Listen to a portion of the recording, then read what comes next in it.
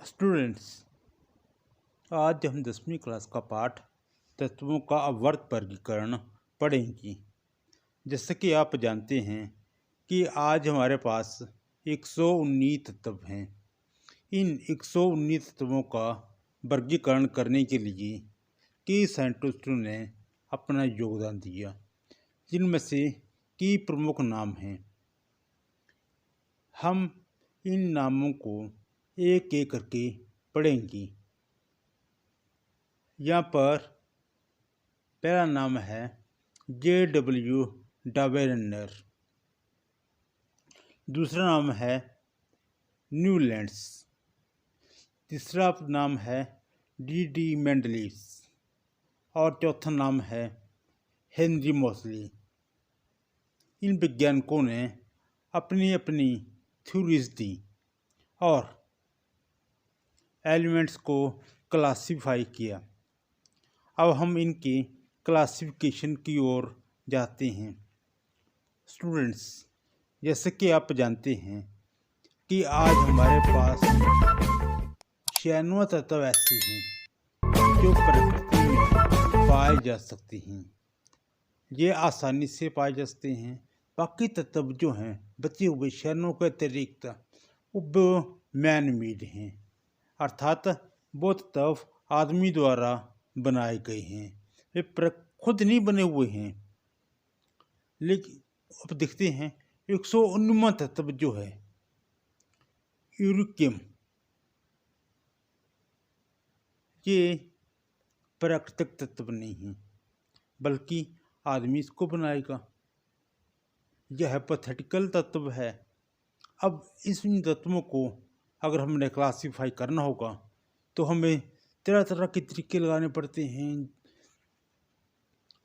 तो साइंटिस्टों ने अपनी अपनी थ्योरीज दी और तत्वों के वर्गीकरण करने में महत्वपूर्ण रोल अदा किया।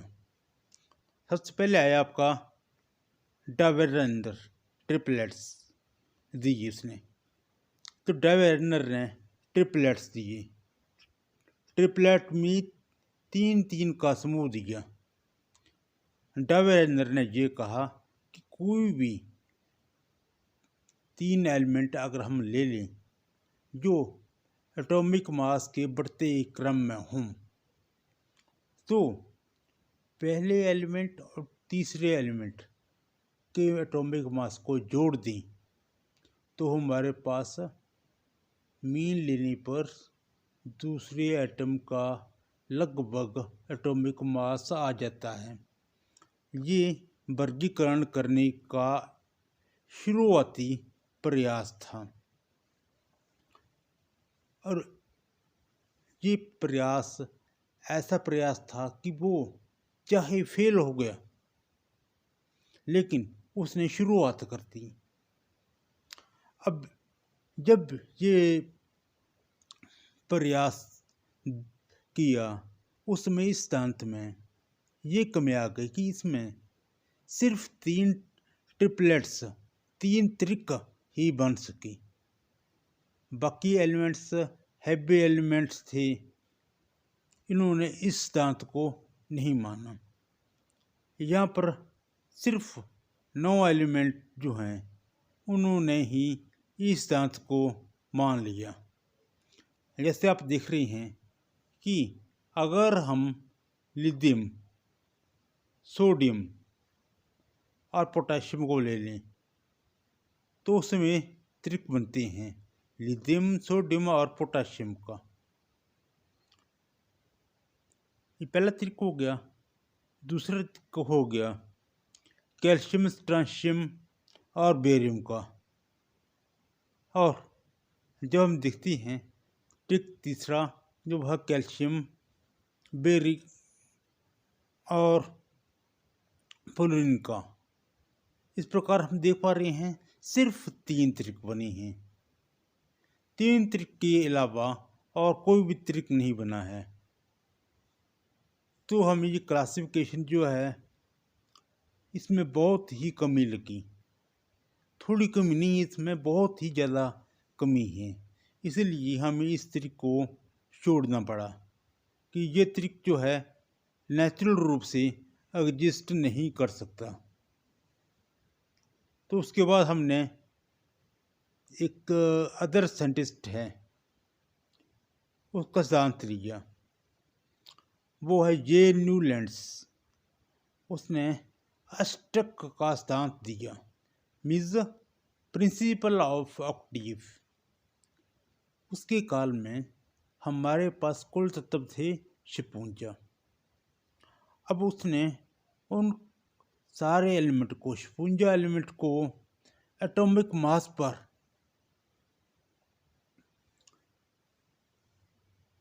वर्गीकृत किया।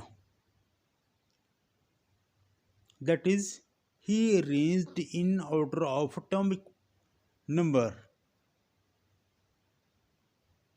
जो एटॉमिक मास पर इसने किया, जो एटॉमिक मास पर इसने वर्गीकृत किया, तो उसने देखा कि हर एक 8वां तत्व जो है पहले 7 तत्व के बाद आ रहा है और प्रॉपर्टीज को रिपीट कर रहा है। जैसे संगीत में अगर आप देखते हैं पहले 7 स्वर होते हैं, सा रे गा मा पा धा नी, 7 हो गए, और फिर 8वां जो है फिर रिपीट करेगा।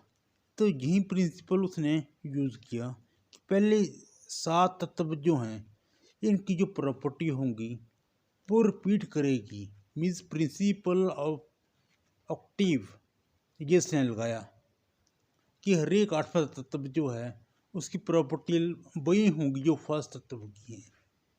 जो रेपिटेशन ऑफ प्रिंसिपल की बात की, जिसको उसने ये कहा कि properties of 8th element are similar to the properties of first elements. उसका ये प्रिंसिपल आ गया, लेकिन इसमें ड्रॉबैक भी थी। ड्रॉबैक इसमें पहली ड्रॉबैक्स जो है वो तो ये थी कि इसने ला जो है के रूप में बता दिया, लेकिन ये सिर्फ अप्लाई होता था कैल्शियम तक में, बाकी समय ये अप्लाई होता था लेकिन रैंडम तौर पर। मीन्स इसको अगर हम ये कहें कि पूरी तरह से लागू होता, पूरी तरह से लागू नहीं होता था। कैल्शियम तक जो ये बिल्कुल लागू होता था, लेकिन हैवी मेटल में ये लागू नहीं होता था। तो मेंडलीव्स क्लासिफिकेशन जो है हमने बुक पढ़ी। मेंडलीव्स क्लासिफिकेशन जो है उसको हमने देखा कि एक बहुत ही अच्छी क्लासिफिकेशन मेंडलीव्स ने दे दी। उसके लिए मेंडलीव्स ने कुछ पैरामीटर दिए ताकि क्लासिफिकेशन अच्छी तरह से हो सके। उसके बेसिक पैरामीटर थे बेसिक प्रॉपर्टीज, दैट इज उसने फिजिकल प्रॉपर्टीज और केमिकल प्रॉपर्टीज ये थी कि इन पर भी अध्ययन हो सकता है। और दूसरा उसने ये कहा कि एटॉमिक नंबर पर भी अध्ययन हो सकते हैं।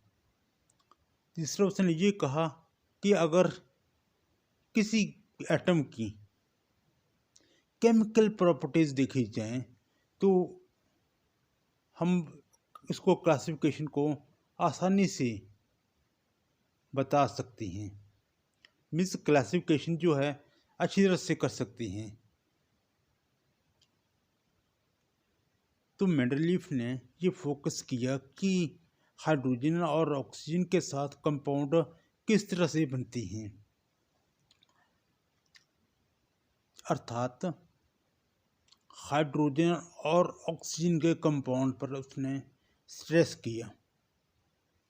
हाइड्रोजन और ऑक्सीजन के साथ उसने स्ट्रेस इसलिए किया क्योंकि बहुत सी एलिमेंट जो हैं इनके साथ आसानी से रिएक्ट कर सकती हैं। ऑक्सीजन के साथ आसानी से रिएक्ट कर सकेंगे और हाइड्रोजन के साथ भी बनेंगे करेंगे, और ये ऑक्साइड और हाइड्राइड बनाएंगी, कई पेरोक्साइड बनाएंगी, कई डाइऑक्साइड बनाएंगे तो कई ट्राइऑक्साइड बनाएंगे। मीन्स इस प्रकार ऑक्साइड जो हैं लगातार बनती रहती हैं। सेम प्रिंसिपल पर उसने देखा कि अगर हाइड्राइड बनाने की बात आए तो हमारे पास कई हाइड्राइड भी बन जाते हैं। ऑक्साइड तो बनते ही हैं, हाइड्राइड ही बनते हैं।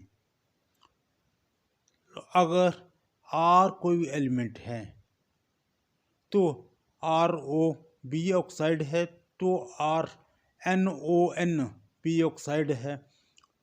अगर RH जो है हाइड्राइड है तो R2H2 भी हाइड्राइड है, और मीन्स RNHN भी हाइड्राइड है।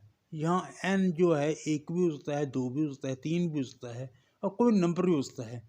मीन्स ऑक्साइड और हाइड्राइड में N जो है कुछ भी वैल्यू हो सकती है। ज़्यादातर ये 1, 2, 3 यही वैल्यू होती हैं। अब इसका कंक्लूजन जो है वो दिखती हम, तो उसने ये कहा कंक्लूजन में उसने कि properties of elements are functions of their atomic numbers. Means properties of element are functions of atomic numbers की ये प्रॉपर्टीज ऑफ एलिमेंट जो एटॉमिक मास की फंक्शन होती हैं, चाहे वो फिजिकल प्रॉपर्टीज़ हों चाहे वो केमिकल प्रॉपर्टीज़ हों, लेकिन होती फंक्शन है एक, और वो एटॉमिक मास की ही फंक्शन होती हैं। इस प्रकार मेंडलीव ने अपना एक टेबल दिया, और इस टेबल में ग्रुप आपके थे 6 और पीरियड आपके थी 8। अब इसकी अचीवमेंट की बात की जाए तो इसने बहुत अचीवमेंट अटेन की। इसने एक अचीवमेंट पहले की कि ग्रेटर मास नंबर के एलिमेंट्स पहले कर दिए, और स्मॉलर नंबर के एलिमेंट्स अगर बाद में आ रहे हैं तो उनको उस जगह पर एडजस्ट कर दिया, यहाँ पर ये एडजस्ट करने चाहिए थे। और इसके सेकंड है कि इसमें कुछ ब्लैंक स्पेस छोड़ दिया, ताकि बाद में एलिमेंट अगर खोजे जाए तो उनके लिए कुछ जगह रखी जाए। ऐसे इनर्ट गैसेस जो हैं उनके लिए उसने कोई जगह छोड़ दी। लेकिन जैसे कि आप जानते हैं कोई भी सिद्धांत हो उसमें कोई न कोई ड्रॉबैक्स होती हैं, तो यहाँ पर कोई एक्सेप्शन नहीं थी। तो उसकी पहली ड्रॉबैक्स थी कि इसमें हाइड्रोजन के लिए कोई भी स्थान निश्चित नहीं था। मीन्स डेफिनेट स्थान जो है हाइड्रोजन का नहीं था। सेकंड ड्रॉबैक ये थी कि एटॉमिक मास जो है वो एक ही ऑर्डर में इंक्रीज नहीं करता, ये कम भी हो सकता है, ज़्यादा भी हो सकता है। और तीसरी ड्रॉबैक इसकी ये थी कि आइसोटोप ऑफ एलिमेंट्स को उसने गिना नहीं था कि ये हो भी सकती हैं। और ये तीन जो हैं इसकी मेजर ड्रॉबैक्स थी।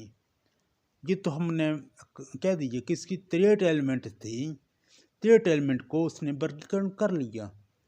लेकिन उसने जब वर्गीकरण कर लिया था तो सारे स्पेक्ट्रा नहीं दिखे थे, जैसे आइसोटोप हो गए, आइसोबार हो गए, ये भी कैसे एडजस्ट होंगे, कहाँ एडजस्ट होंगे, इसके बारे में उसने कुछ भी नहीं कहा था। तो फिर मॉडर्न पीरियोडिक टेबल की बात करते हैं। तो मॉडर्न पीरियोडिक टेबल जो है उस पर कहता है properties of elements are periodic function of atomic number. Means जो एलिमेंट होते हैं इनकी प्रॉपर्टीज जो हैं एटॉमिक नंबर पर निर्भर करती हैं, उनका फंक्शन है ये। अभी तक आपने यही देखा है कि चाहे वो न्यूलैंड हो, चाहे डार्विन प्रिंसिपल हो चाहे मेंडलीव्स का प्रिंसिपल हो, वे सभी एटॉमिक मास पर बेस्ड हैं। लेकिन मॉडर्न पीरियोडिक टेबल जो है एटॉमिक नंबर पर बेस्ड है। एटॉमिक नंबर पर बेस्ड इसलिए है क्योंकि एटॉमिक नंबर इंक्रीज करता है एक एक करके। ऐसे एक आ गया हाइड्रोजन का, हीलियम का 2 आ गया, फिर लिथियम का 3 आ गया, बेरिलियम का 4 आ गया, बोरोन का 5 आ गया, कैल्शियम का 20 आ गया। इस प्रकार जो है नंबर, एटॉमिक नंबर जो हैं वो एक एक करके इंक्रीज होती हैं। लेकिन ये बात एटॉमिक मास में नहीं होती। एटॉमिक मास जो है रैंडम ऑर्डर पर इंक्रीज होता है।